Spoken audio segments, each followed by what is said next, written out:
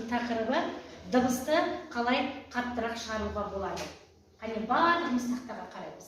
Тақта біздердің қолданылатын тірек сөздеріміз қаттырақ, бәсеңірек. Тақтаға қарайық. Тақтада нені көріп тұрмыз? Тұрса, музыкалық аспаптар деп жарайсың. Оқушылар аспаптарды ойнап тұрған. Өте жақсы жарайсың. Аспаптар деп жатырмыз. Балалар, музыкалық аспаптардың дыбыстары бірдей болады деп ойлайсыңдар ма? Жоқ. Не себепті? Олардың дыбыстарының барлығы әртүрлі естіледі дейді. Солай ма? Жақсы.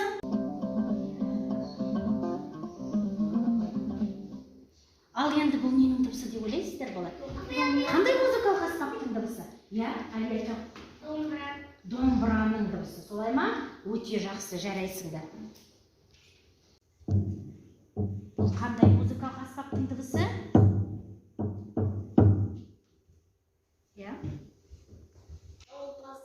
Дауылпаздың, дұрыс айтады. Дауылпаздың дыбысы. Ал қазір тағы да басқа музыкалық аспаптың дыбысын тыңдап көрейік. Балалар, жаңа музыкалық аспап деп жатырмыз. Енді осы музыкалық аспаптарды балалар жаңа көрген суреттегідей балалар сияқты өзіміз қолымызбен ұстап, біздің өнерлі балаларымыз осы музыкалық аспаптармен бір керемет ән орындап берсе, балалар, және де бір серілік қалайық.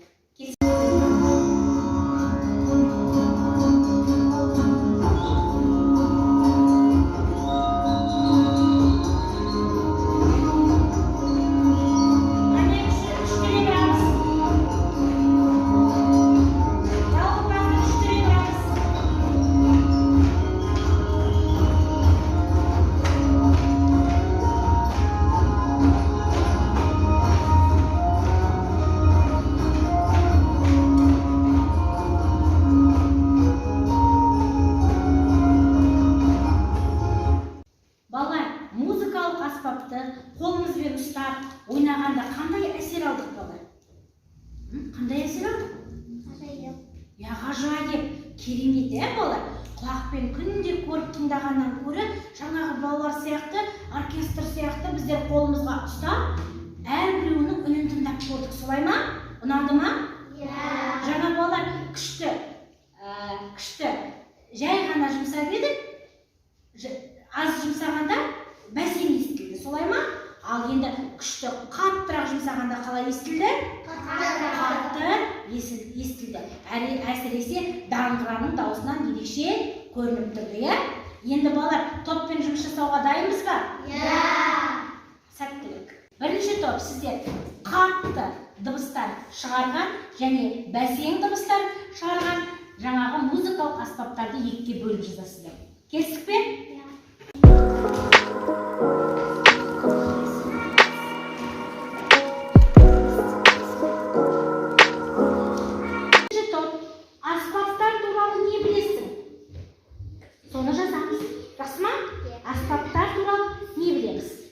Қысқаша түрде жазып береміз.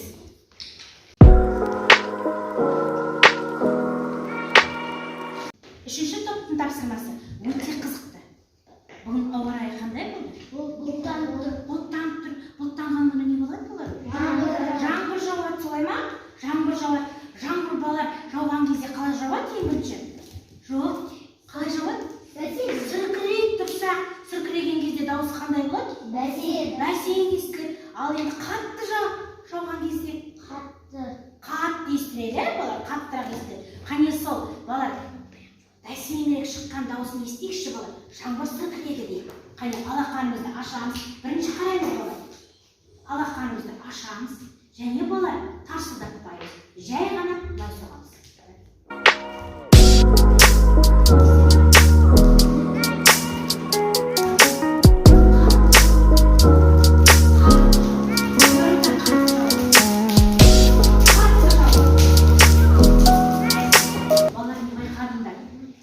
Алақанымызды қатты ұрған кезде қалай жауды?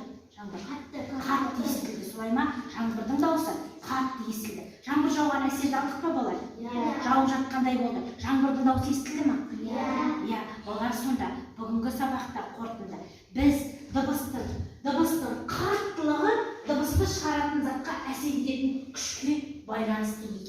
ұмытпауымыз керек. Жаңа балалар біздер домбыраны қатты соққан кезде, домбыраның үні қалай естілді? Қатты естілді. Жай соққан кезде қалай естілді? Бәсеңірек естілді. Ендеше балалар, сол дыбысты өзіміз өзгертуге бола ма? Дыбысты қаттырақ шығаруымызға бола ма? Өте жақсы. Жарайсыңдар. Балалар, мен сіздердің бүгінгі сабақтан алған әсерлеріңізді білгім келіп отыр. Ол үшін мен мынандай 3 музыкалық аспапты жазып қойдым балалар. Бірінші ол бізде домбыра, екінші қобыз, үшінші сазды